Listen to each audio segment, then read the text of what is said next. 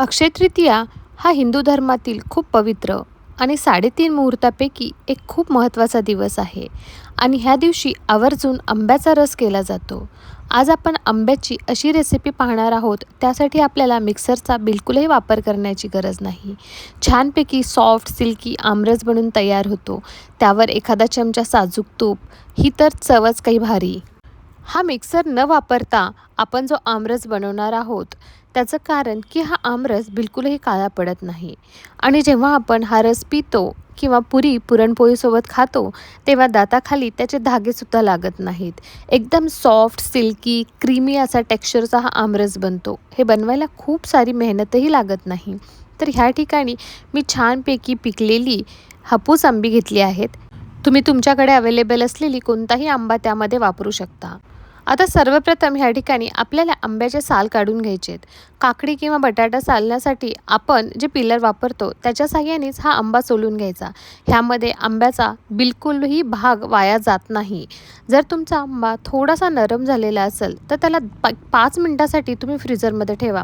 तो चांगला कडक होतो आणि त्यानंतरसुद्धा तुम्ही पिलरनी काढून घेऊ शकता आणि व्हिडिओमध्ये बघू शकता की आंबा किती छान सोलून झालेला आहे आणि त्याबरोबरच सालीला बिलकुलही आंबा लागलेला नाही.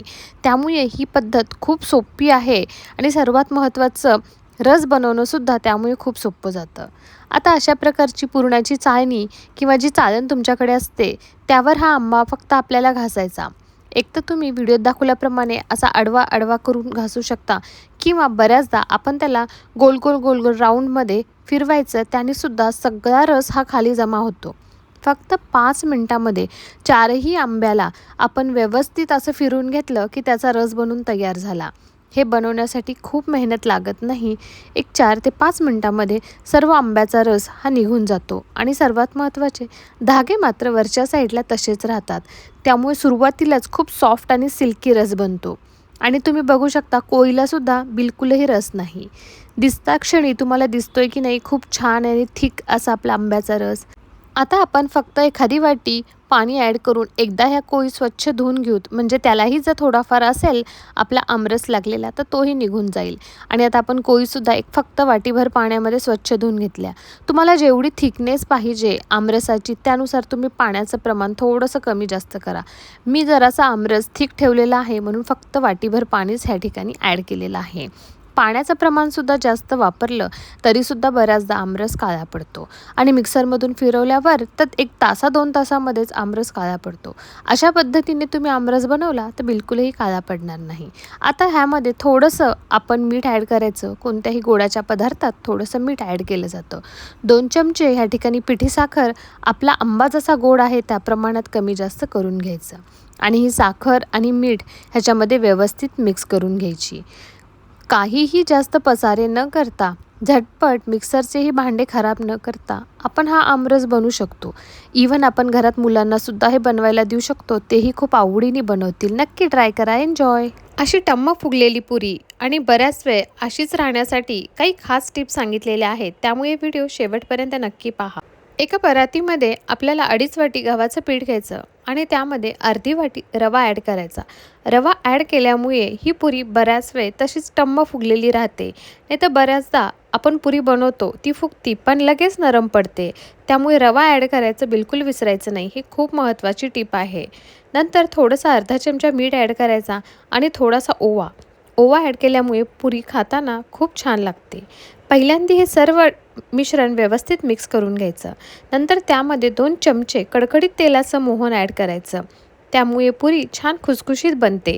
जसं आपण गोडाच्या पदार्थामध्ये तुपाचं मोहन ॲड करतो तसंच पुरीमध्ये सुद्धा तेलाचं मोहन ॲड करायचं आणि एकदा हे सर्व तेल आपण पिठामध्ये व्यवस्थित हाताने चोळून चोळून सर्वत्र पसरून घ्यायचं. त्यानंतरच आपण गरजेनुसार पाणी ॲड करून घट्टसर असं पीठ मळून घ्यायचं आणि सर्वात महत्त्वाचं पीठ मळल्यानंतर ते फक्त 10 ते 15 मिनिटासाठी ठेवायचं. जास्त वेळ जर आपण पीठ मळून तसंच ठेवलं तर हा आपोआप नरम पडायला लागतो आणि पुऱ्यासुद्धा व्यवस्थित फुलत नाहीत. सणावारासाठी असो किंवा असंच मुलांच्या आवडीनुसार जर तुम्हाला अशी पुरी बनवायची असेल तर खूप मेहनत लागत नाही.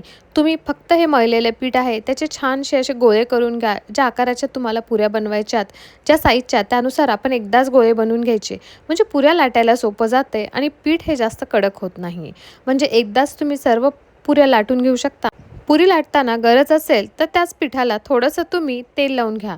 नाहीतर थोडंसं पीठ लावून सुद्धा आपण पुरी लाटू शकतो. ह्याची थिकनेस खूप पातळही नसते आणि खूप जाडही नसते. व्हिडिओत दाखवल्याप्रमाणे थिकनेस असली पाहिजे म्हणजे कसं परफेक्ट अशी पुरी बनते. आणि तेलही चांगलंच गरम असलं पाहिजे म्हणजे पटकन पुरी फुलते सुद्धा. सुरुवातीला पुरी ॲड केल्यानंतर लगेच त्याला पलटायचं नाही आणि त्याच्यावर लगेच तेलही ॲड करायचं नाही. त्यामुळे पुरी फुटू शकते. ॲड केल्यानंतर काही सेकंदासाठी थांबल्यानंतरच आपण त्याच्यावर थोडंसं चमच्याने तेल ॲड करत राहायचं. आणि व्हिडिओत तुम्ही बघू शकता प्रत्येक पुरी छान टम्म फुगलेली होती. तर तुम्हीसुद्धा ही रेसिपी नक्की ट्राय करा. आवडल्यास लाईक अँड शेअर करा. थँक्यू.